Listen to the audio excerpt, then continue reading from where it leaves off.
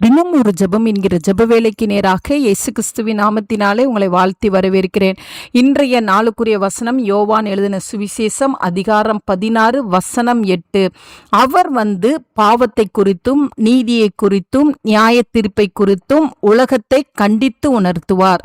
நாம் யாவரும் கண்களை மூடி தேவனை நோக்கி ஜெபிப்போம். எங்களை நேசிக்கிறதான நல்ல தகப்பனே, இந்த நாளுக்காக ஸ்தோத்திரம். கர்த்தர் கொடுத்த புதிய நாளுக்காக நன்றி ஆண்டவரே. இந்த நாளிலும் கர்த்தர் கொடுத்த வார்த்தையின்படி ஆண்டவரே, நீர் எங்களுக்குள்ளே இருக்கும் பொழுது ஆண்டவரே அப்பா, நீர் பாவங்கள் நாங்கள் செய்யும் பொழுது கர்த்தர் அதை எங்களுக்கு கண்டித்து உணர்த்துகிற தேவனாய் இருக்கிறீங்க. உமக்கு ஸ்தோத்திரம் ஆண்டவரே. இந்த நாளில் என்னோடு கூட சேர்ந்து ஜெபிக்கிற உம்முடைய பிள்ளைகளுடைய ஒவ்வொருவருடைய இருதயத்துக்குள்ளேயும் கர்த்தர் வாசம் பண்ணும்படியாய் ஜெபிக்கிறேன் சுவாமி. அப்பொழுது ஆண்டவரே, நம்முடைய பிள்ளைகள் ஒரு சிறிய தவறு செய்தாலும் ஆண்டவரே அப்பா, ஆவியானவர் உணர்த்தி காண்பிப்பீங்க ஆண்டவரே.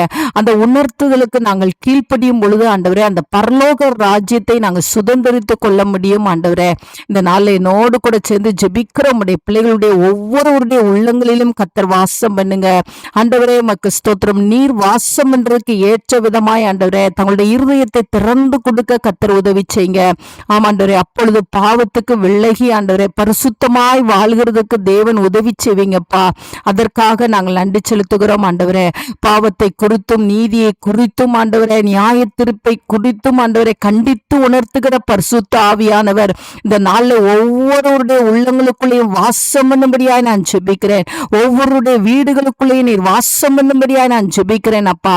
நம்முடைய பிள்ளைகள் பரிசுத்தமான வாழ்க்கை, கர்த்தருக்கு பயப்படுற வாழ்க்கை, கர்த்தரோடு நடக்கிற வாழ்க்கை வாழ்ந்து தேவனை மகிமைப்படுத்த உதவி செய்யுங்க. இயேசுவின் மூலம் ஜெபிக்கிறேன் நல்ல பிதாவே. ஆமேன், ஆமேன்.